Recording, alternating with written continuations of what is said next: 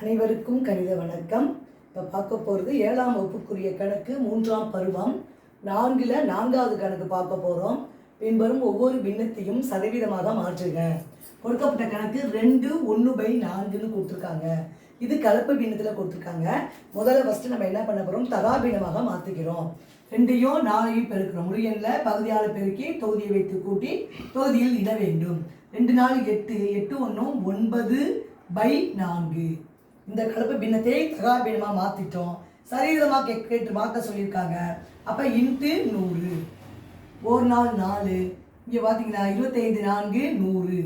9 25 பெருக்கினால் 225%. அடுத்த கணக்கு பார்ப்போம். 1 3/5. இதுவும் கலப்பு பின்னமாக கொடுக்கப்பட்டிருக்கு. இதை முதல்ல தகாபின்னமாக மாற்றிக்கிறோம். 4 5 5 3 8 8/5.